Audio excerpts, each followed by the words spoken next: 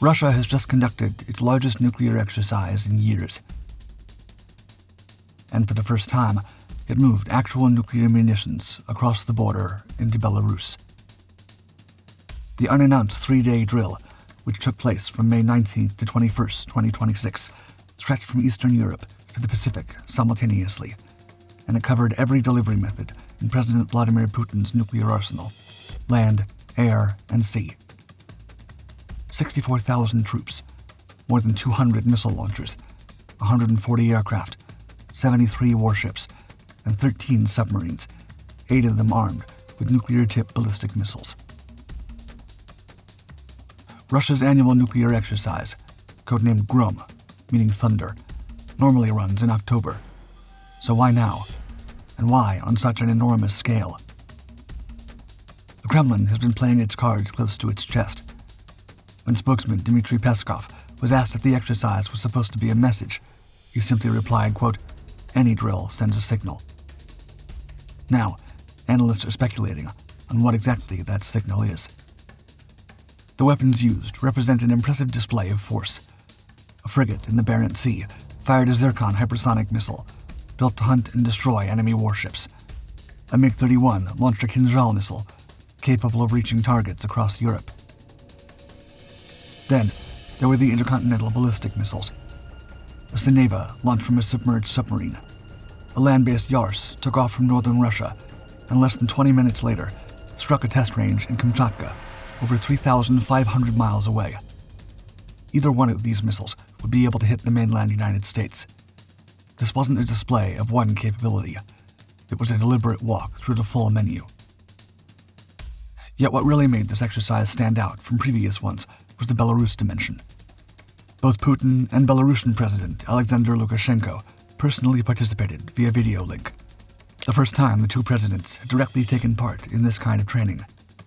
For the first time, Belarusian crews fired Russian-supplied Iskander ballistic missiles at a test range, and separately, Russia physically transported nuclear munitions to an Iskander brigade position in Belarus, where crews practiced loading the warheads onto the launchers and moving them covertly through the countryside, less than 125 miles from the Ukrainian border.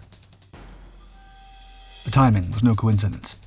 The drill took place during the same week that NATO foreign ministers were gathering in Sweden, specifically to discuss deepening long-term support for Ukraine.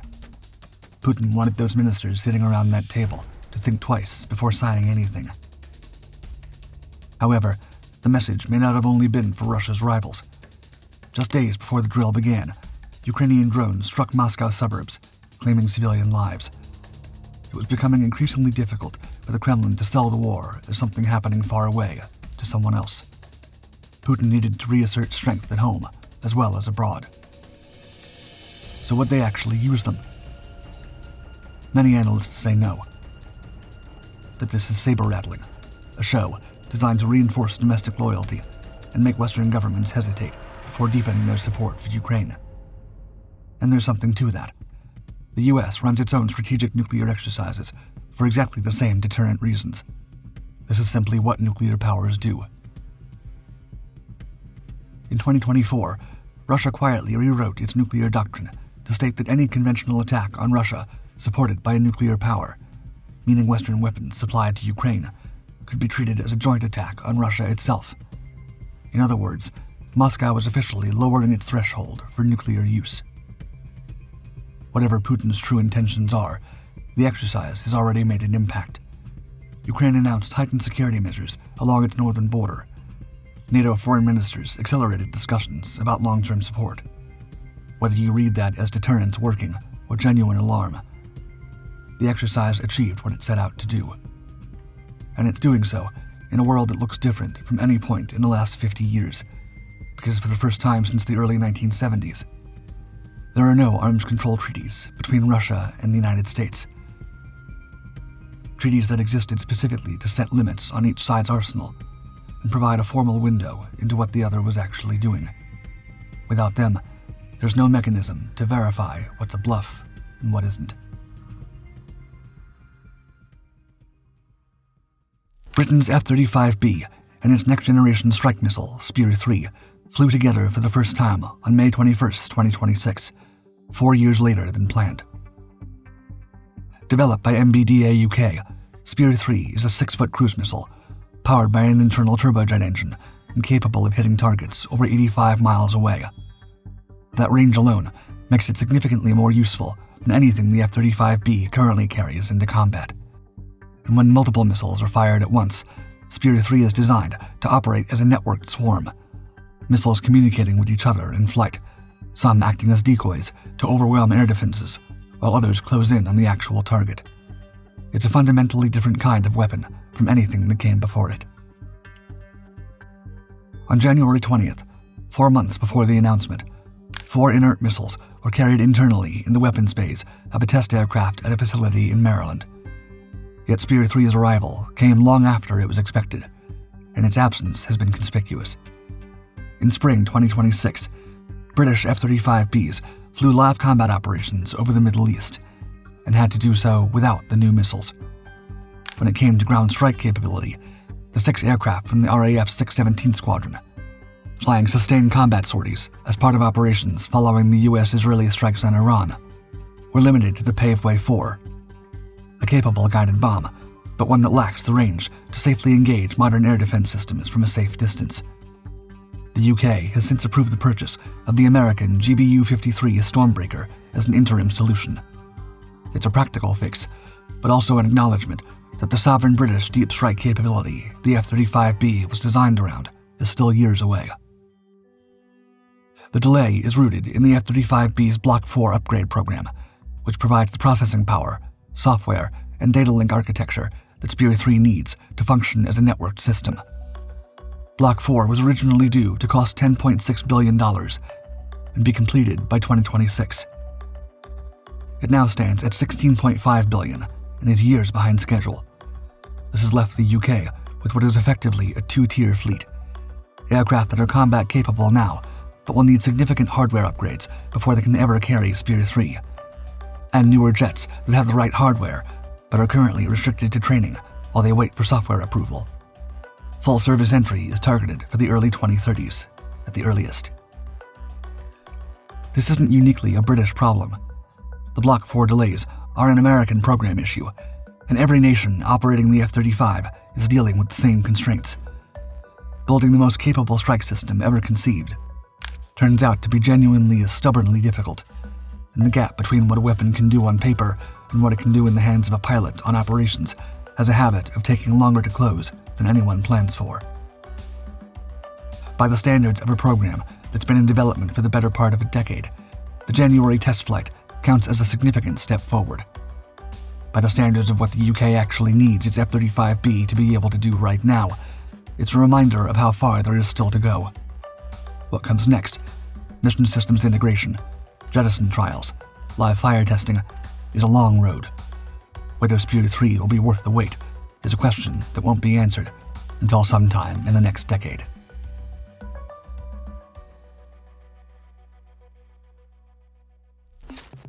Germany was supposed to be well into developing a 6th-generation fighter by 2026. Instead, it just doubled down on a jet designed in 1983. FCAS, the Future Combat Air System, is a Franco-German-Spanish program to build a next-generation stealth fighter. It was supposed to be Europe's answer to the F-35, a sovereign, cutting-edge combat aircraft that would keep the continent's aerospace industry at the frontier of military aviation. Yet so far, things haven't gone to plan. France and Germany have spent years fighting over work share and design authority. The UK, Italy, and Japan have gone their own way with a rival program, and FCAS is widely considered to be at risk of falling apart. However, the Germans appear to be redirecting their focus. On May 20th, at Airbus Defence and Space's plant in Munching, Bavaria, they unveiled the first Tranche 4 Eurofighter Typhoon. The Typhoon is a pan-European aircraft developed jointly by Germany, the UK, Italy, and Spain in the 1980s, first flown in 1994, and in service since 2003. Over 700 have been ordered across 10 air forces. Now, Germany is calling this new version the most capable fighter it's ever operated.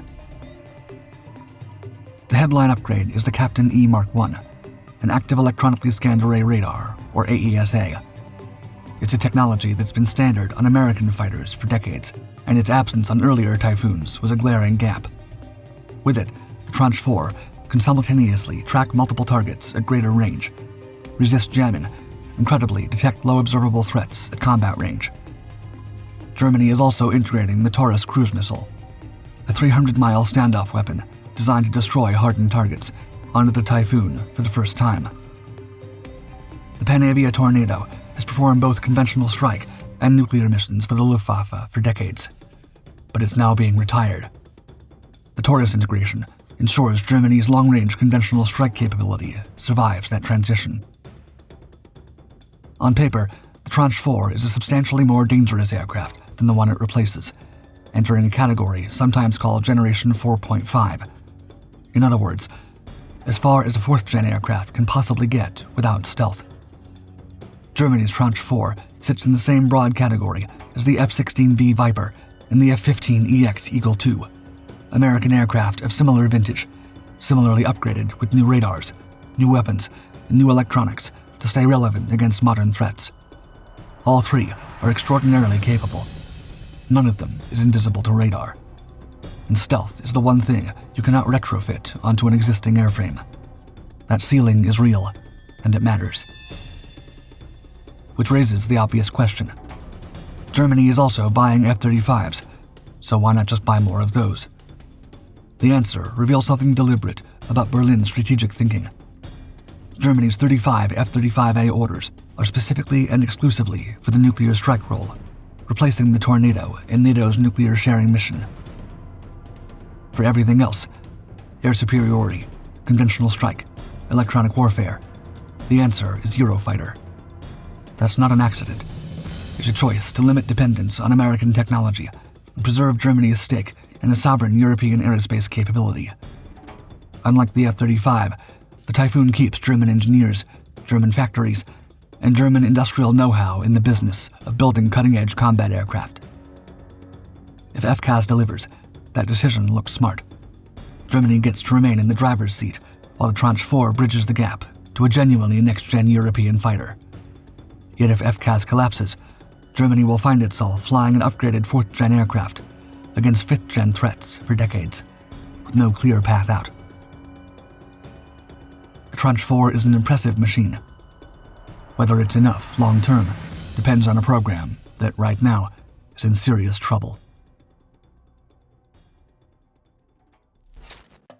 Officially, it's the White House Ballroom. In reality, it's set to be one of the most sophisticated underground complexes ever constructed on American soil. On May 19, 2026, President Trump took reporters on a tour of the construction site where the East Wing of the White House once stood. What he described went well beyond a venue for state dinners. Titanium fencing surrounds the perimeter. The windows will be 4 inches thick. The roof will be constructed of what he called impenetrable steel, flat and featureless, designed to absorb a direct impact. And it will also feature a drone port, a launch and recovery platform for what he described as unlimited numbers of drone interceptors, capable of defending not just the White House, but the wider Washington area. For most of the complex's history, the primary aerial threats were aircraft and missiles, threats that could be tracked at range and intercepted with conventional surface-to-air missiles. Now drones, small, cheap, numerous, and increasingly autonomous, present a fundamentally different problem. Firing a conventional surface-to-air missile over central Washington risks causing more damage than the drone itself. Drone interceptors, by contrast, can physically ram their targets, disable them with electronic pulses, or neutralize them without explosive warheads. But the roof is only part of the story. In Trump's own words, quote, "The underneath is far more complex than the upper." The structure will extend 6 stories underground, deeper, Trump noted, than almost anything previously built on the grounds, and will house a military hospital, research facilities, command and control infrastructure, and meeting rooms designed for military operations. However, beyond that, details are scarce. The White House has classified the underground portion of the project, and Trump's tour, while unusually candid by the standards of White House security briefings, still left most questions unanswered. The East Wing, which was demolished to make way for the Ballroom, had its own secret. Beneath it sat the President's Emergency Operations Center, or PEOC, originally built during World War II as a bunker for President Franklin D. Roosevelt. It was then expanded under his successor, President Harry S. Truman, who gutted and rebuilt the White House from the inside out. For decades, it was largely unchanged, a sparse facility with a cot-lined hallway, a small operations room, and a conference table that could seat 16 people. It wasn't until 9/11 that an alarming discovery was made. As the attacks unfolded, Dick Cheney, Laura Bush, and the Bush cabinet huddled in the PEOC, only to realize there was no direct line between the bunker and the Situation Room. The TVs couldn't simultaneously video conference and receive news broadcasts. CO2 levels began rising because the sealed environment wasn't built for that many people. The most powerful continuity of government facility in the country was barely functional at the moment it was needed most. The lessons of that day drove a series of upgrades. New communication systems were installed, environmental systems were improved to handle more occupants, and the facility was wired more directly into the President's command and control network. It still wasn't ideal, but it was at least functional in ways it hadn't been on that September morning. Then, in 2010, a secretive $375 million construction effort beneath the North Lawn ran for 4 years. Workers disappeared into a chasm right in front of the White House press corps, behind barriers that did little to suppress speculation. What emerged, by most accounts, was something closer to an underground office building than a bunker, a deeply buried, hermetically sealed facility with modern communications, computing infrastructure, and environmental systems capable of supporting extended operations during a crisis. In other words, an emergency White House that could function independently at the surface for as long as necessary. Each generation has had to rethink what protecting the presidency actually means. The Ballroom's footprint alone is 90,000 square feet, larger than the White House itself. The old PEOC, which sat beneath the now demolished East Wing, is gone. What replaces it was designed around a threat picture that looks nothing like the one that shaped its predecessors. Trump acknowledges one limit plainly. None of this could withstand a direct nuclear strike. No surface facility can. But short of that, this may become the most heavily defended structure ever built on the White House grounds, a fortress wearing a ballroom as its roof.